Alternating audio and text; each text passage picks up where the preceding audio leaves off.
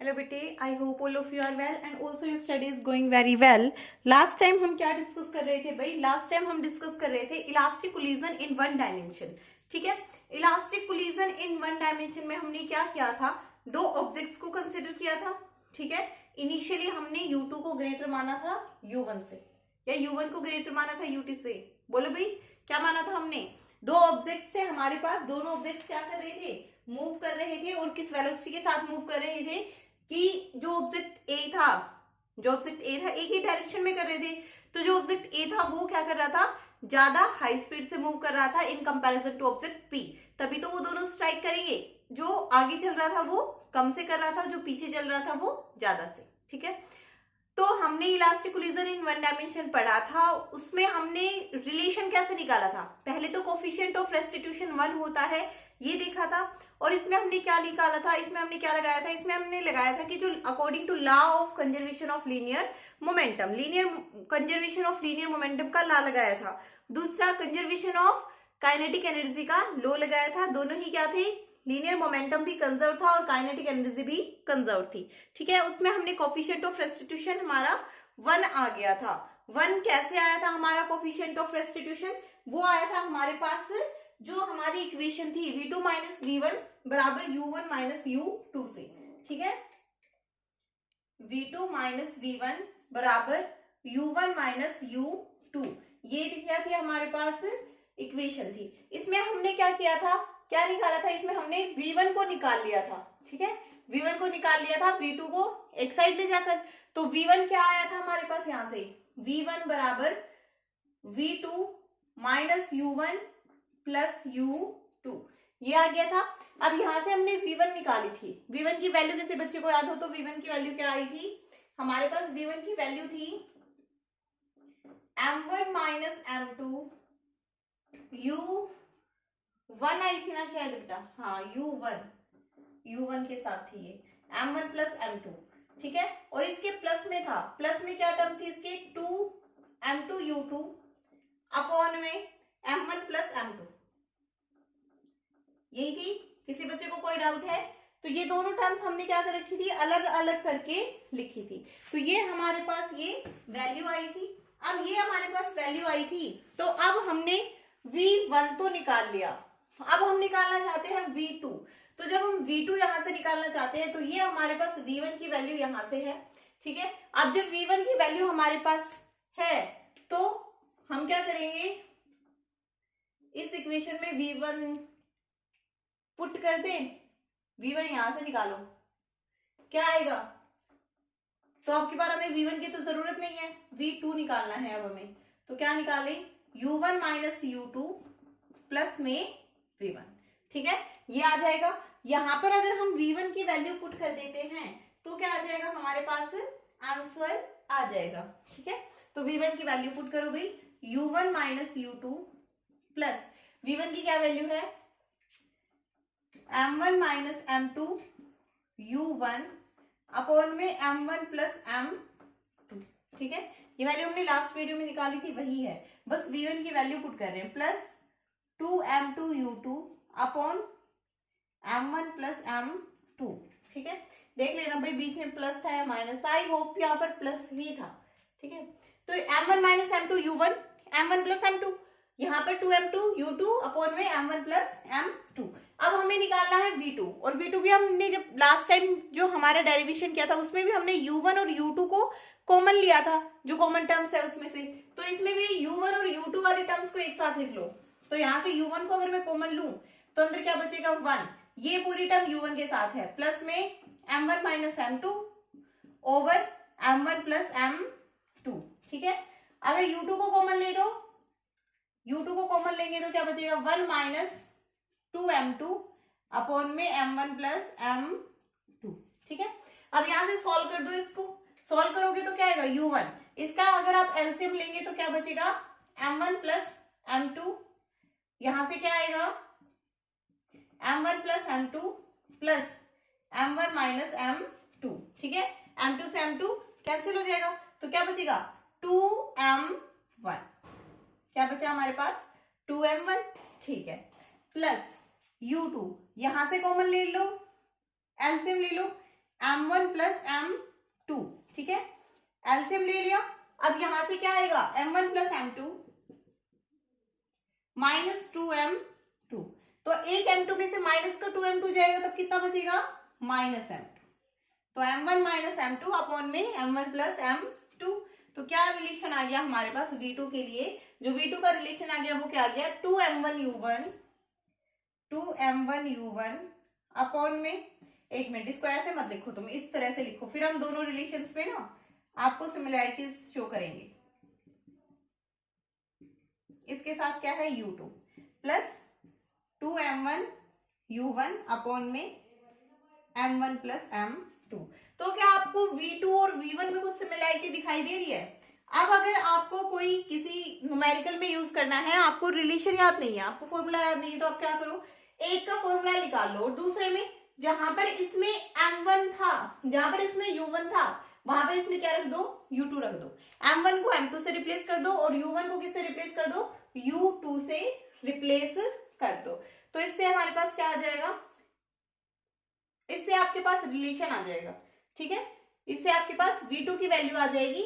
यहां से अगर आप क्या करोगे, m1 की जगह m2 को और u1 की जगह अगर आप u2 को प्लेस कर देंगे तो, ठीक है, ये फैक्टर आपके पास सेम ही है भाई, m1 माइनस m2 है, यहाँ पर भी m1 माइनस m2 है, तो ये सेम रखना है। बस आप थोड़ा सा न्यूमेरिकल्स में तो क्या आता है, वेलोसिटीज निकालनी आती है, तो या तो आप फॉर्मूला देखिए, और अगर फॉर्मूला नहीं देख सकते हो, फॉर्मूला नहीं ध्यान रहता है, तो भाई फिर सीधी बात है कि करो अपना, इसी तरह से होगा, उसके अलावा कोई ऑप्शन ही नहीं है, ठीक है। तो देखो भाई, नेक्स्ट देखो, नहीं भाई यहाँ पर गड़बड़ हुई है ना, देखो ये u2 है, ये अगर कॉमन लोगे तो यहाँ पर माइनस का 1 आएगा, है ना, ये चीज गड़बड़ हो गई आप लोगों की, ये यहाँ पर प्लस हो जाएगा और ये माइनस का 1 था, तो ये माइनस के साथ आना था, ये ऐसे आएगा m2 माइनस m1, तभी तो रिलेशन तो ऐसा ही था, गड़बड़ हो जाते तो तुम बताते भी नहीं हो, है ना। तो देखो अब सही है बिल्कुल, आप क्या करेंगे, v1 वाले रिलेशन में अगर m1 की जगह m2 रख दीजिए, तो देखो रख के देखो आता है या नहीं v2, और v1 की जगह v2, ठीक है, तो यहाँ पर m1 है, इसकी जगह m2 माइनस m2 की जगह m1 रखना था, u1 की जगह u2 रखना था, अपॉन में m2 प्लस m1 प्लस में 2m1u1 upon m2 plus m1। तो प्लस वाली टर्म्स को तो कैसे भी लिख लो जाए, a प्लस बी या फिर b प्लस ए, वो दोनों क्या आती हैं, सेम ही आती हैं, ठीक है। तो ये आपके पास था elastic collision in one dimension. अब हमने किया क्या था भाई, देखो इसमें सीधी बात है, हमने क्या निकालना है, u1 u2 और v1 v2 हमने टर्म्स निकाले हैं, ठीक है, v1 v2 एंड, और ये भी हमने क्या है भाई, इनके लिए फॉर्मूलाज निकाले हैं, वेलोसिटीज निकाली है कि अगर कोई ऑब्जेक्ट है, एक ऑब्जेक्ट से दूसरे ऑब्जेक्ट के साथ टकराता है तो उसकी वेलोसिटी कितनी हो जाएगी, किस तरह से उसकी वेलोसिटी वेरी करेगी। अब हम देखेंगे उसके स्पेशल केसेस। तो स्पेशल केसेस देखने के लिए दोनों फॉर्मूले लिख लो, v1 क्या हो जाएगा, m2 माइनस v1 में m1 माइनस m2 था ना, m1 minus m2 upon m1 plus m2, ठीक है, इस वाली टर्म के साथ u1 आता है प्लस 2m2u2 अपॉन में m1 प्लस m2, ठीक है, v2 लिखो, v2 में क्या आ जाएगा, m2 minus m1 u2 upon m1 plus m2, ये है प्लस में क्या है 2m1u1 upon m1 plus m2, ठीक है। तो ये दोनों आपके पास रिलेशन से हैं। अब ये दोनों आपके पास रिलेशन से है, इसके आगे फर्दर देखो, फर्दर हम और क्या कर लेंगे, इसके आगे इनकी स्पेशल केसेस देखते हैं, ठीक है। अगर आपकी जो बॉडीज हैं वो दोनों क्या हो, सेम मास की हो, ठीक है, स्पेशल केसेस में लिखो,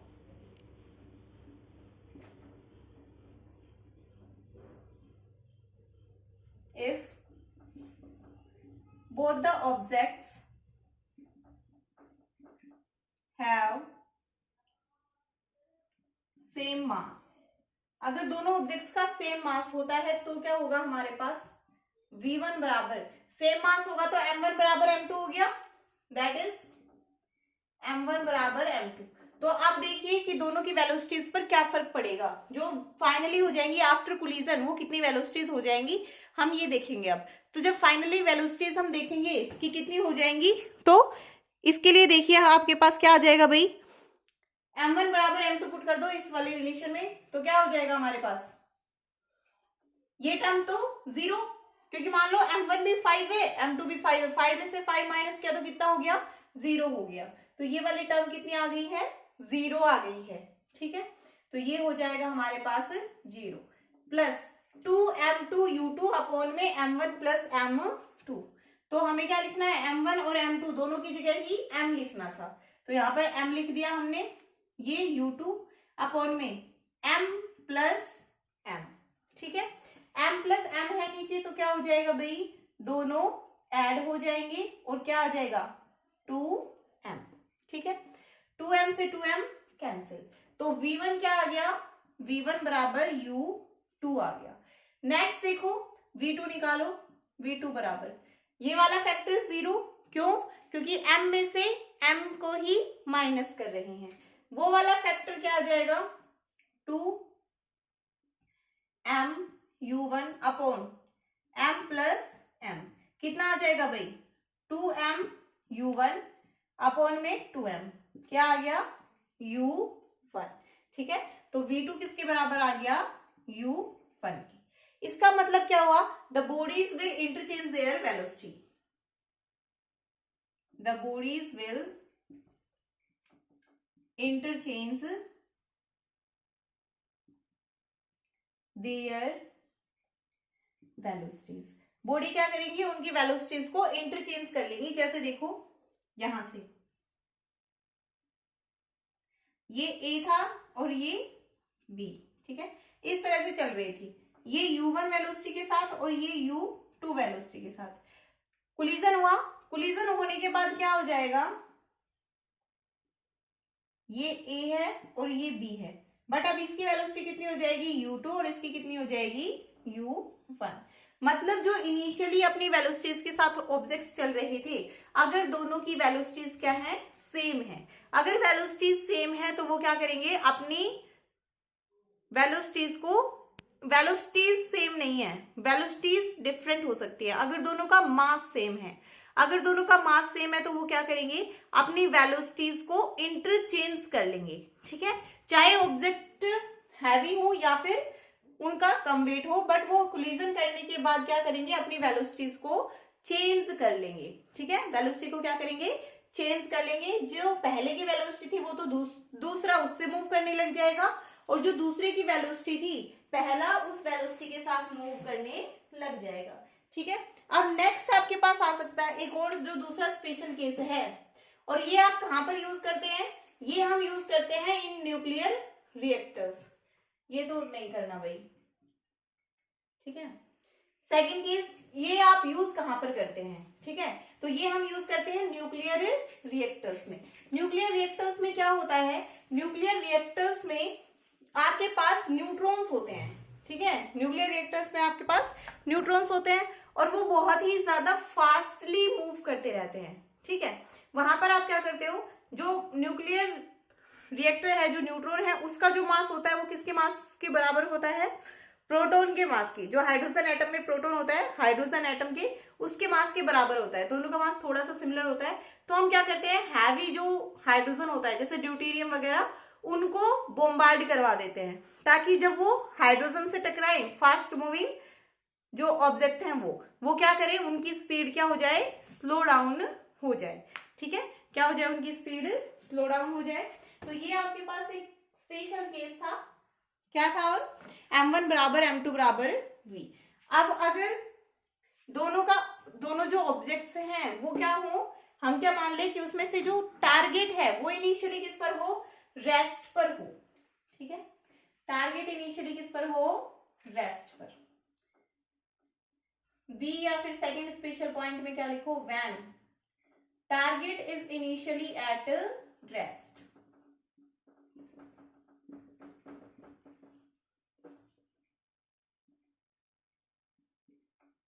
target is initially at rest.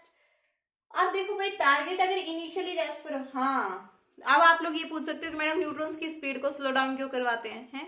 तो हम जो रिएक्शंस करवाते हैं, जो चेन रिएक्शंस होती है, वो आगे आप फर्दर पढ़ेंगे। तो वो जो रिएक्शंस होती हैं उसमें जो न्यूट्रॉन्स होते हैं, जो बॉम्बार्ड करवाना होता है वो स्लो मूविंग न्यूट्रॉन से करवाना होता है, ठीक है, इसीलिए।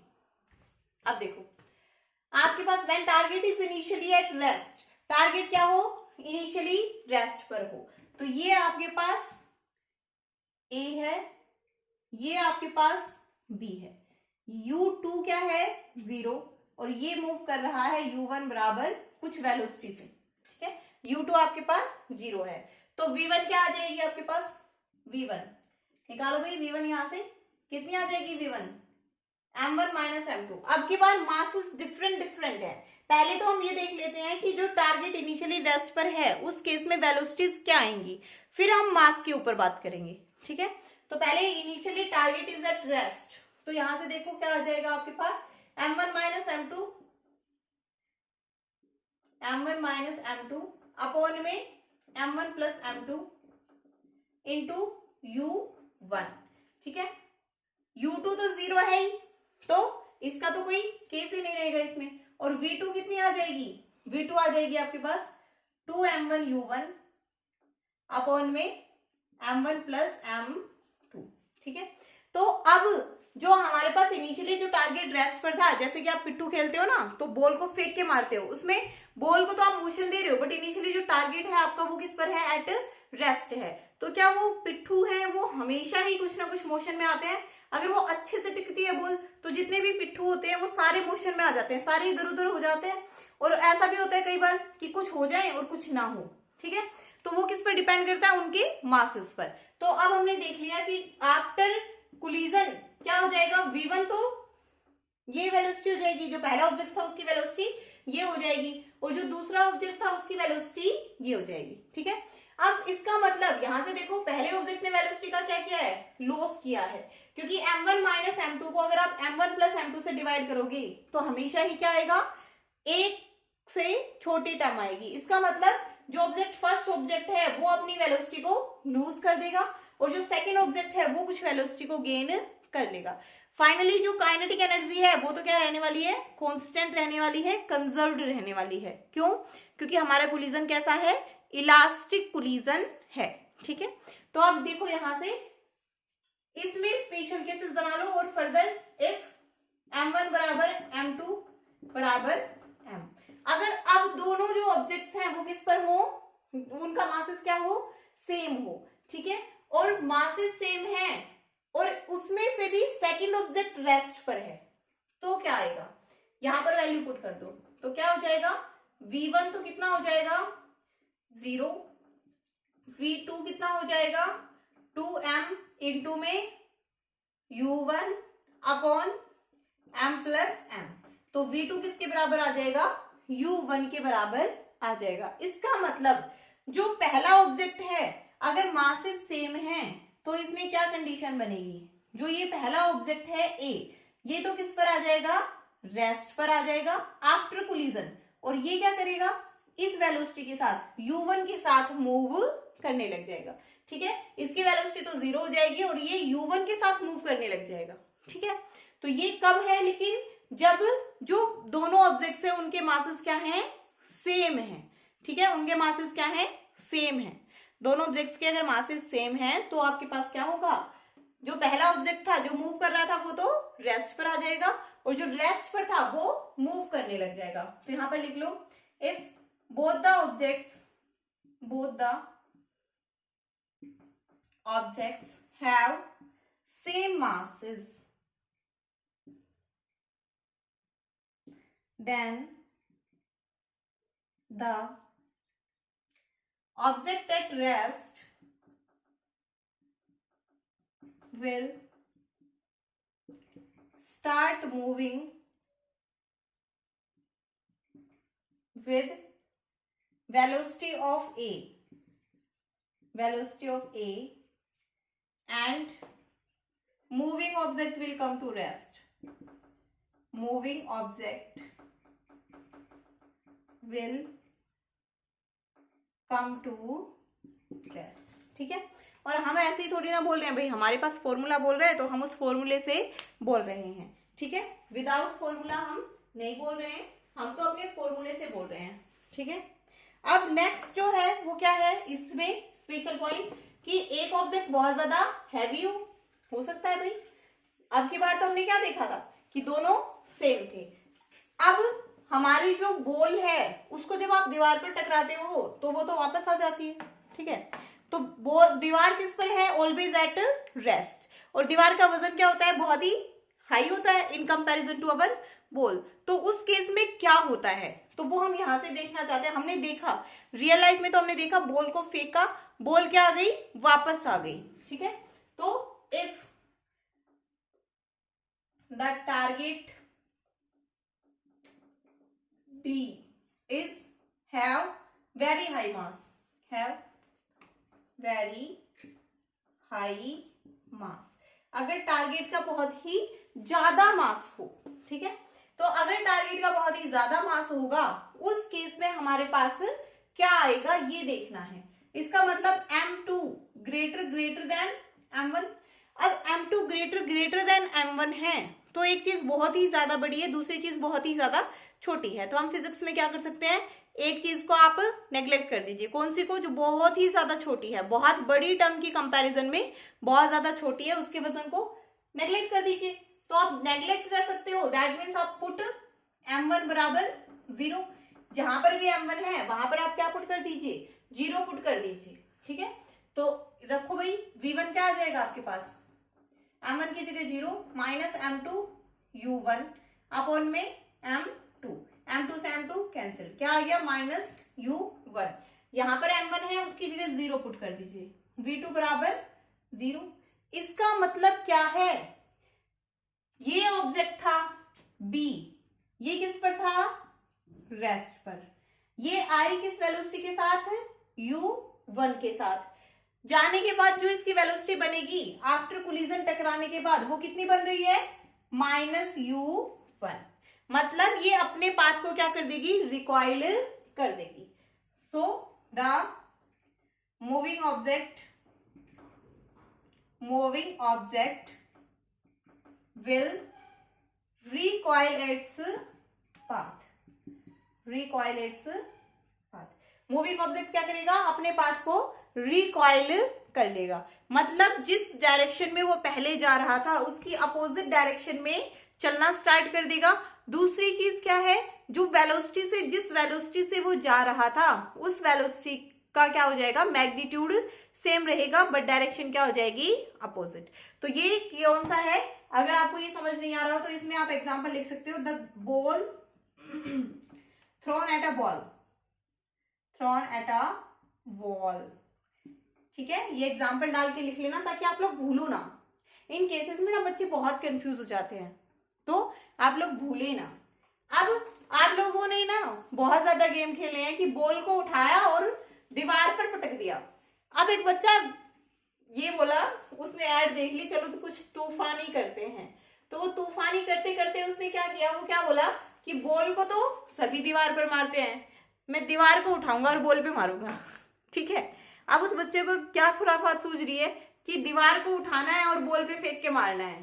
तो इसका मतलब क्या हुआ कि जो फेंकने वाला ऑब्जेक्ट है, जो चलने वाला ऑब्जेक्ट है, उसका मास बहुत ही ज्यादा है, ठीक है। तो क्या है हमारे पास नेक्स्ट केस, क्या बन सकता है इसमें, see, when target has very less mass then moving object that is M1 greater than M2, ठीक है। अब इस वाले केस में, उस वाले केस में, आप सेकंड केस में आप लिख कर आओ कि आपने M1 को क्या माना है, वॉल, और M2 को क्या माना है, बॉल, ठीक है। नहीं, यहां पर माना है ना वो, तो वहां पर आपने क्या माना था, M2 को आपने माना था वॉल पीछे वाले केस में, M1 को क्या माना था, बॉल, ठीक है। अब की बार आप क्या मान रहे हो, सी पार्ट में, ये बी पार्ट की कहानी थी, सी पार्ट में आप क्या मान रहे हो, M1 को वॉल और M2 को क्या मान रहे हो, बॉल, ठीक है। यही चीजें हैं जो आपको कंफ्यूज होने से बचाएंगी। Don't miss that, okay. तो यहां से जहां पर भी, अब जब ये m1 बहुत ही ज्यादा बड़ा है इन कंपैरिजन टू m2, तो m2 को नेग्लेक्ट कर दो, दैट मीन्स पुट m2 बराबर 0। नेग्लेक्ट कर सकते हैं, मतलब हम एक अप्रोक्सीमेशन देखना चाहते हैं, इनकेस नेग्लेक्ट तो हम बिल्कुल भी नहीं कर सकते हैं, ठीक है। वैसे अगर हायर फिजिक्स की बात करें तो नहीं कर सकते, क्योंकि हम तो छोटे से छोटी चीज के बारे में देखना चाहते हैं, बट यहाँ पर हम अप्रोक्सीमेशन लगा रहे हैं, तो m2 को क्या कर सकते हैं 0, जहां पर भी m2 है वहां पर 0 पुट कर दो, तो क्या आएगा v1, v1 क्या हो जाएगा आपके पास m1 अपॉन में m1 u1, तो m1 से m1 कैंसिल हो जाएगा, तो आपके पास क्या आ गया, v1 किसके बराबर रहेगा u1 के। v2 देखो, v2 क्या आ जाएगा आपके पास, m1 की जगह क्या पुट कर,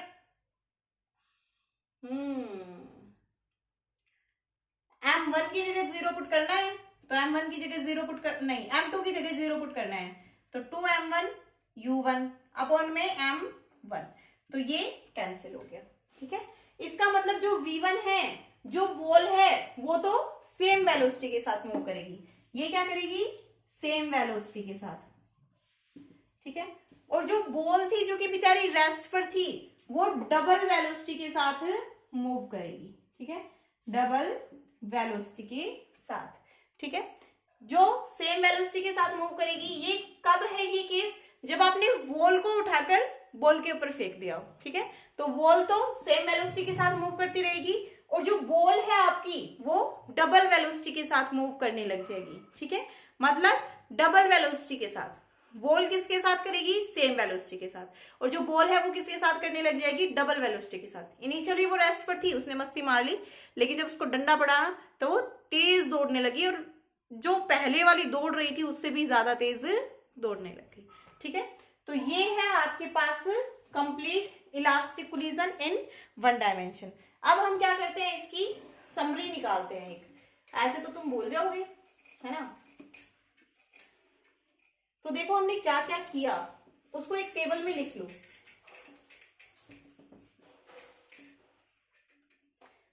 देखो फर्स्ट हमने क्या किया था, m1 बराबर m2 बराबर m, ठीक है, ये था। अब ये था, और दोनों ऑब्जेक्ट कैसे थे, मूविंग थे, तो v1 किसके बराबर हो गया था u2 के, और v2 किसके बराबर हो गई थी u1 के। ये जो केस था इसमें, when both the objects were moving, when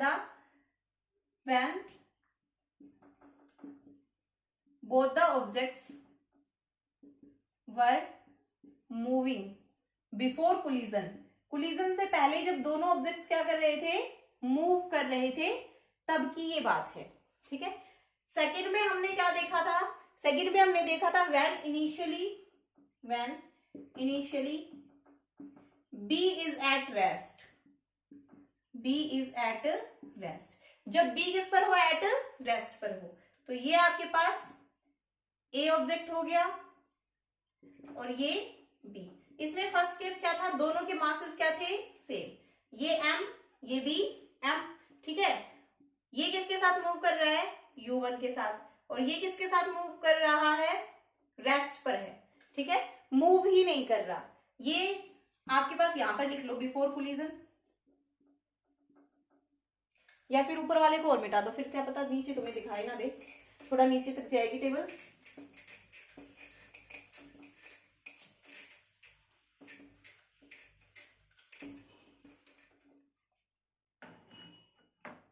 देखो भाई यहां पर लिखो when B is at rest initially, जब B किस पर है, इनिशियली एट रेस्ट है। यहां पर बिफोर कोलिजन, और यहां पर लिखेंगे हम आफ्टर कोलिजन, ठीक है। तो देखो फर्स्ट केस,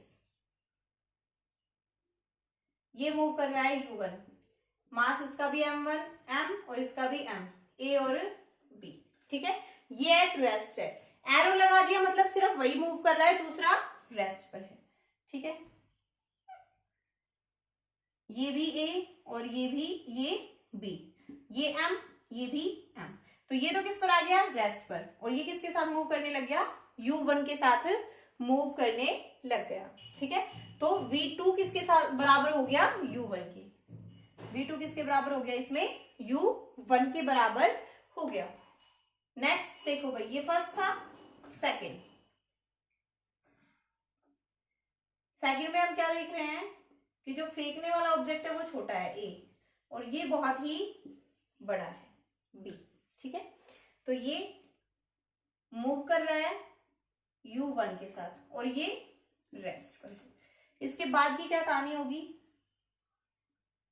ये छोटे वाला ऑब्जेक्ट और ये बड़े वाला ऑब्जेक्ट, ये b ये a, तो ये इस वेलोसिटी के साथ -u1 के साथ वापस आ जाएगा और ये रेस्ट पर ही रहेगा।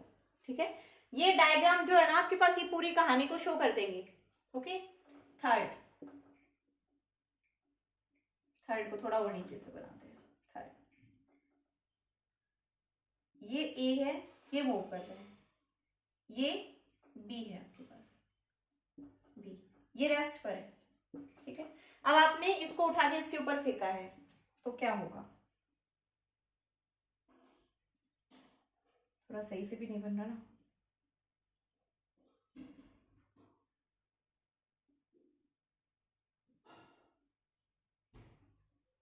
ये a है और ये b, ये तो चलने लग जाएगा 2u1 वेलोसिटी के साथ और ये उसी वेलोसिटी के साथ चलेगा u1 के साथ। ठीक है, हर केस में ये v1 होगी, ये v2, ये v1, ये v2, ये v1 और ये v2। ठीक है, आफ्टर कोलिजन वाली वेलोसिटी, और आफ्टर कोलिजन वाली इसमें v1 की वैल्यू 0 हो जाएगी, v2 की वैल्यू u1, इसमें v1 की वैल्यू -u1, v2 0, इसमें v1 की वैल्यू u1 और v2 की वैल्यू 2u1। ठीक है, आई होप अच्छे से समझ में आ गया होगा। नहीं समझ में आया हो तो दोबारा देख लीजिए। नेक्स्ट हम कल करेंगे इनइलास्टिक कोलिजन इन 1 डायमेंशन।